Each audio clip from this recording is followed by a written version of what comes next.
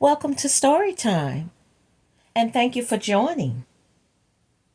This episode is titled Jailhouse Chaos. I just graduated high school, and both my sister and I landed jobs as correctional officers at a new jail which opened up in our city.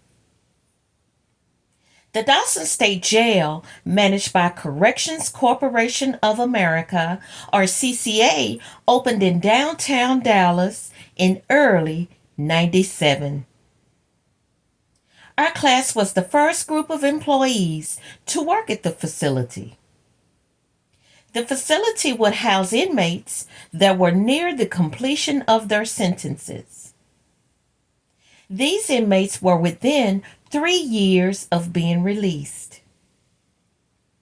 May, or Smiley, as people would affectionately call her, is 14 years my senior. She's more like my father than any of us children. May can fish, hunt, camp. She can set up a shelter, loves animals, can change a tire, check oil, holds a CDL license, and she can do many other things that women either don't know how to do or don't care to know how to do. She curses like a sailor, talks loud, walks loud. Everything about her personality is loud and lively. You'll usually see her with a big Kool-Aid smile and a cup in her hand, but I guarantee you, it ain't no Kool-Aid in her cup. She's not afraid to fight, and she has found herself in the center of more than a few fights. One time, when her and my sister Niecy were in school, some girls wanted to fight May. Niecy, who's quiet and always been a church girl, told May, "I ain't in there," and walked off. 50 years later, May still hasn't let that go and will bring it up occasionally at family gatherings. When May was younger and it was time to go to church, she would hide her shoes so that she wouldn't have to go.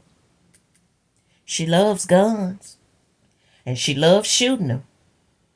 One time, her and her boyfriend got into a fight and she pistol whipped him. Another time, some Mexicans who didn't have car insurance hit her car. One ran off. The others that didn't run asked her not to call the cops. Rumor is she brandished a gun and took from those Mexicans whatever money and jewelry they had. She even took one of the men's leather coats and was seen wearing it all around Oak Cliff. Growing up, we didn't get along too good. May loved to go to the club. Thursday through Sunday, the club was where she wanted to be. The club was her second home.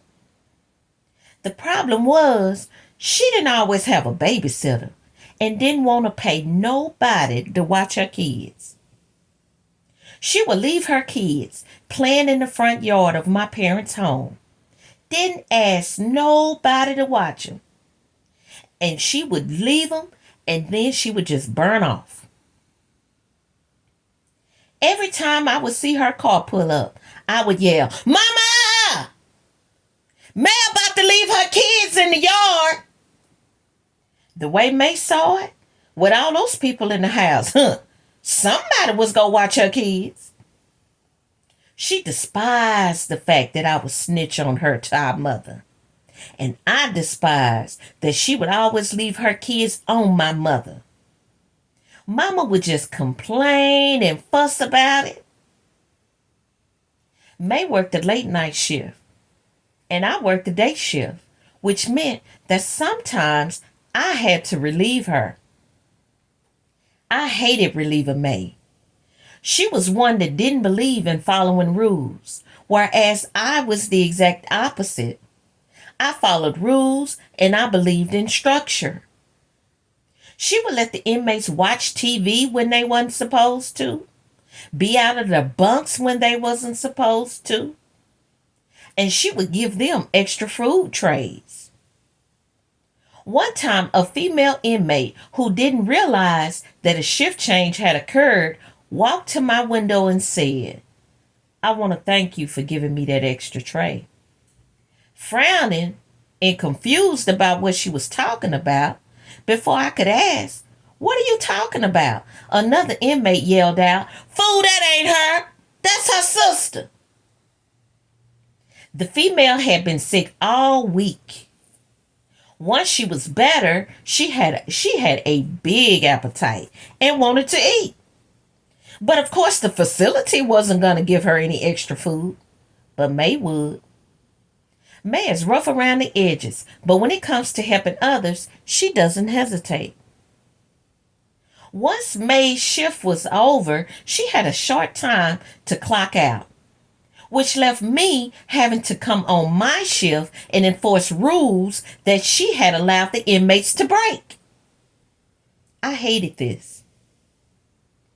While on shift, I couldn't even settle in good before the jailhouse snitch, inmate Richards, would ask to be let out because, of course, he had something or somebody to tell on. He was a tall black man. His eyeballs were white as snow. He was dark, very dark, bald headed, a big gap in the front of his teeth. And for his age, he was very fit. He was about 59 years old and had petitioned the board to be housed in the old man's cell block, which they denied.